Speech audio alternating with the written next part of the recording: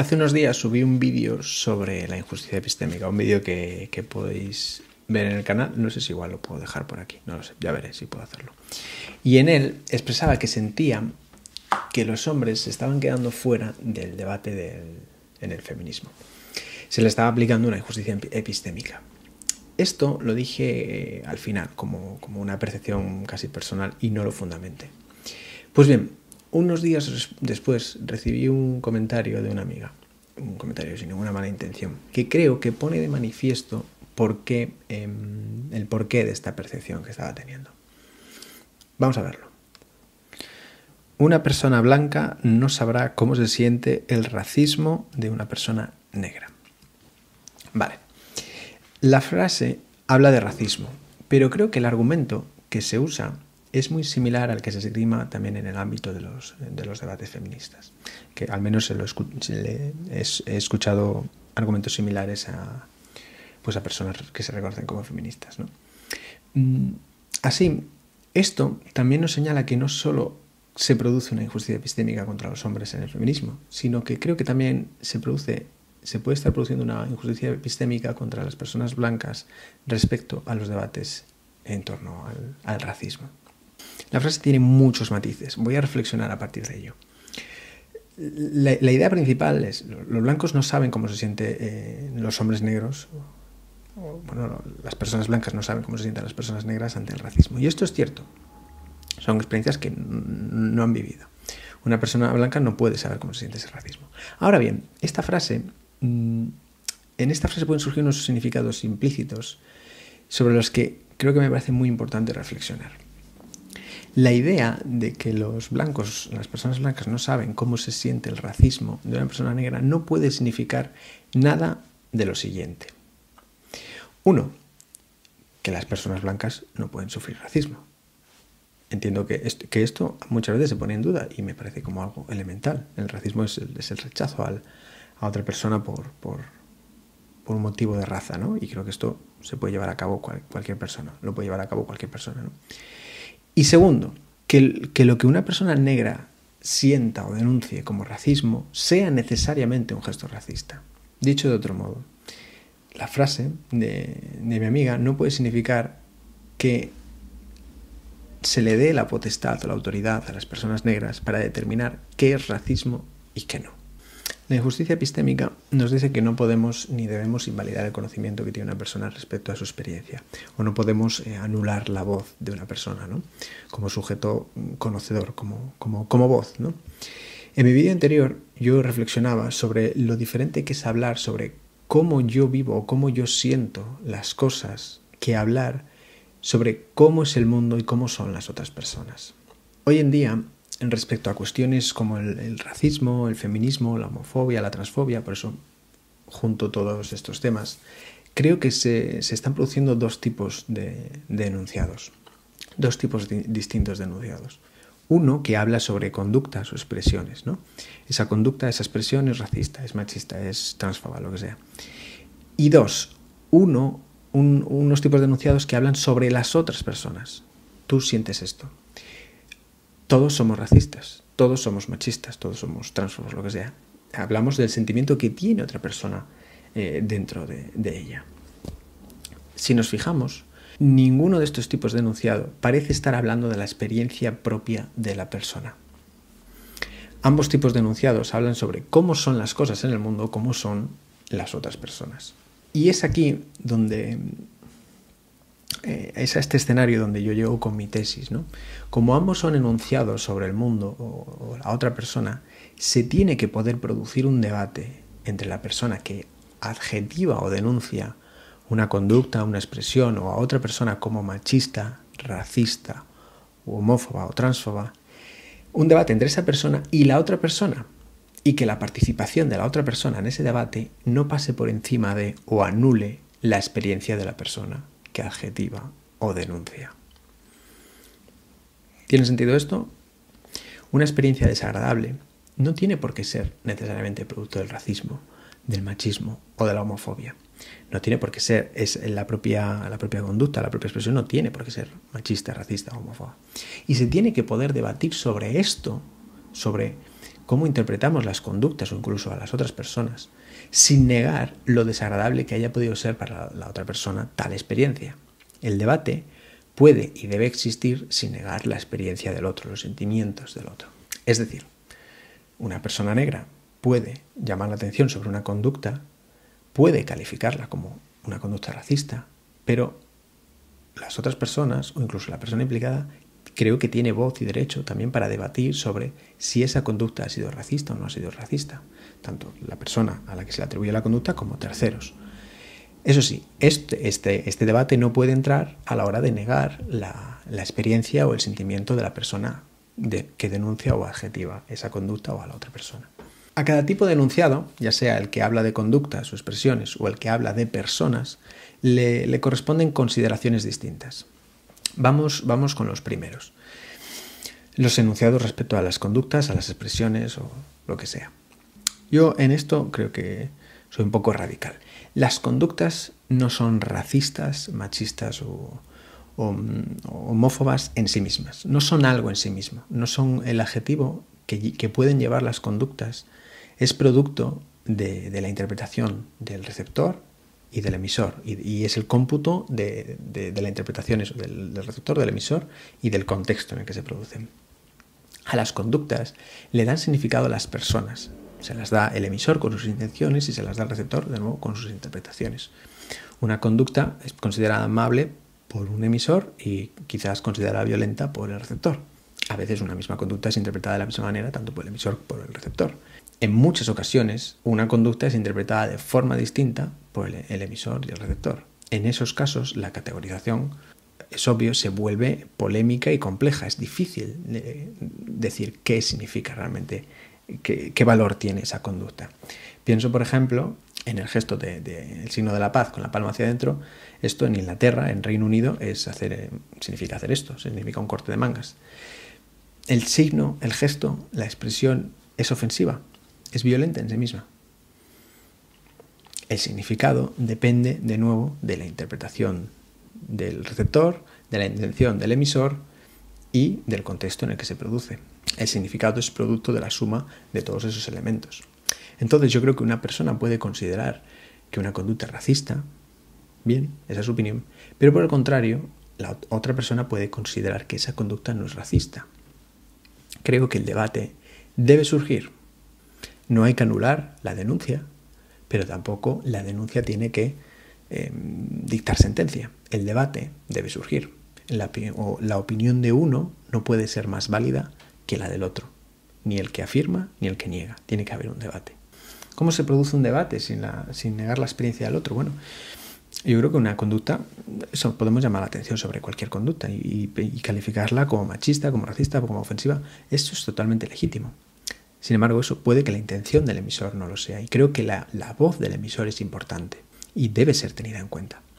En este punto, yo creo que el emisor tiene que aprender que puede expresar que su intención no era la de ser ofensivo, o la de ser machista o la de ser racista, que puede reflexionar sobre el mensaje que le da la otra persona, pero que eso no implica que no percibas o que no tengas en consideración lo desagradable o el sentimiento que haya podido tener la otra persona que su conducta haya podido producir en la otra persona. Un sentimiento desagradable que también, es cierto, puede ser más fruto de la interpretación del receptor que del propio impacto de la conducta en sí. Es decir, que nos moleste más el significado que nosotros atribuimos a esa conducta que lo que esa conducta supone en nosotros, ¿no? El impacto que realmente tiene esa conducta en nosotros. Por eso mismo, una palabra puede resultarle ofensiva a una persona y no a otra. Por eso ocurre que entre amigos se toleran ciertas cosas y entre otras personas esas mismas cosas que se llevan a cabo pueden resultar totalmente ofensivas. Por eso algunas palabras están socialmente prohibidas en boca de ciertas personas. Pienso, por ejemplo, en la palabra N, en la N-word, que es una palabra que en Estados Unidos es muy polémica, la cual es muy pronunciada, pronunciada con facilidad entre los miembros de la comunidad negra, y sin embargo esa palabra no la puede decir una persona blanca hacia una persona negra. Está socialmente prohibida. La palabra en sí es racista en sí misma. No lo es, sin duda. Es considerado racista que esa palabra sea dicha por una persona blanca a una negra. En todo momento, lo que estamos haciendo es debatir, dar la oportunidad al diálogo para aclarar las cosas. No hay nada claro, no hay nada que sea firme, que sea siempre de una manera. Entonces, no podemos sentenciar. Esta conducta es machista, esta palabra es machista, estas expresiones son racismo, vestirse así es racismo.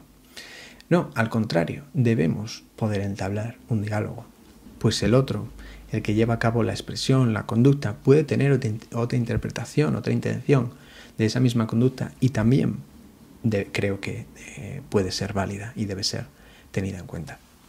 Por otro lado, y acercándonos ya al segundo tipo de enunciados, cuando expresamos que el gesto de una persona, que la conducta de una persona, que la expresión de una persona es machista, es racista, es homófoba, implica también empezar a hablar sobre la otra persona.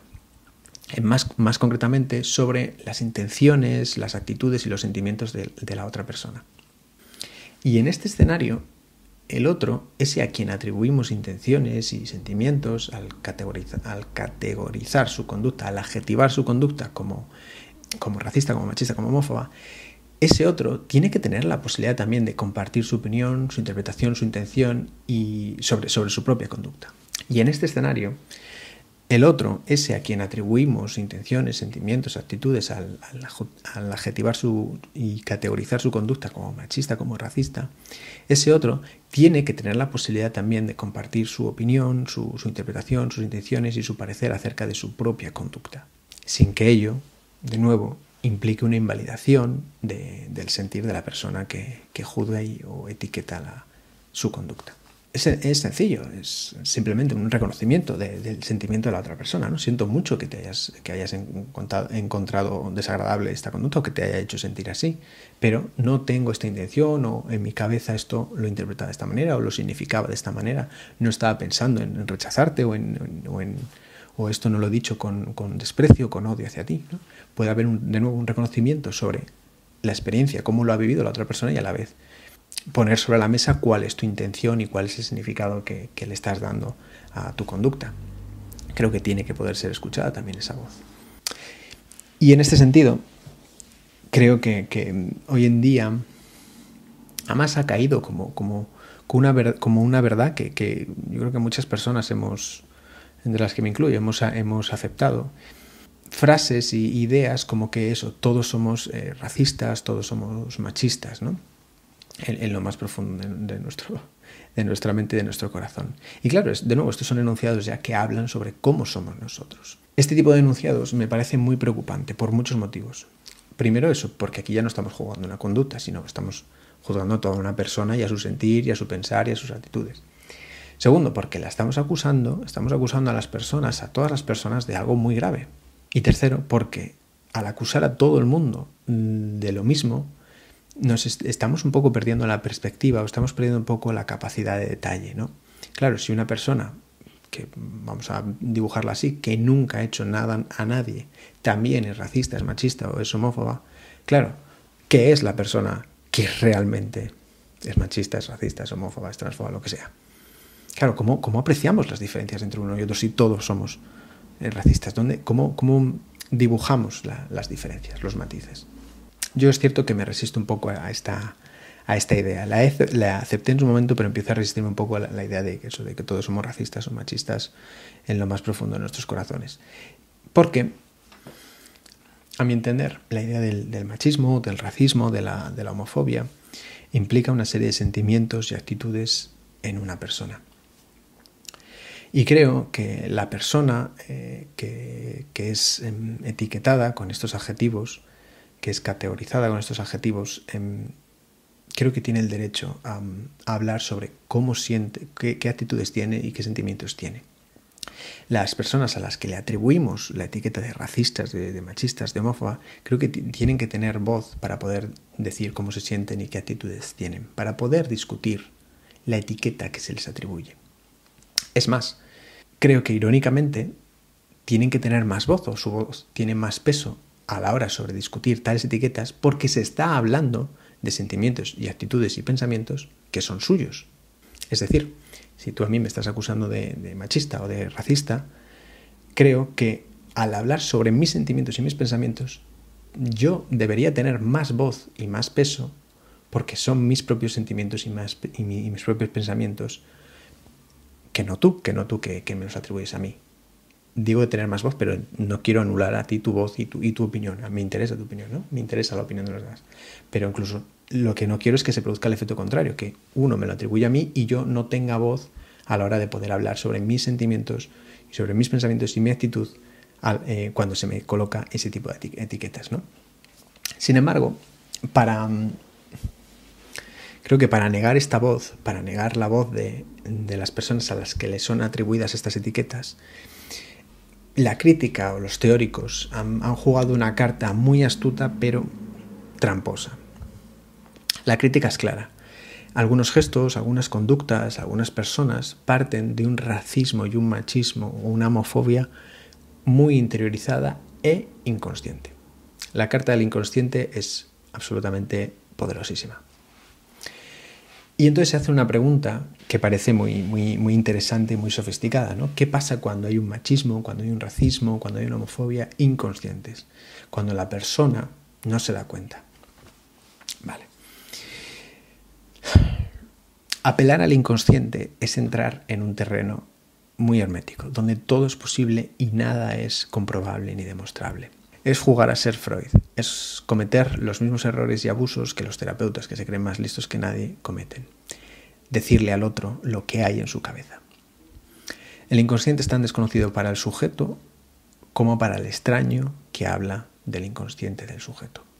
Toda afirmación que hagamos sobre el inconsciente, sobre la mente, los sentimientos, las actitudes de otras personas, son imprudentes. No tienen base, no son comprobables. Y por tanto no podemos considerarlas de por sí verdaderas.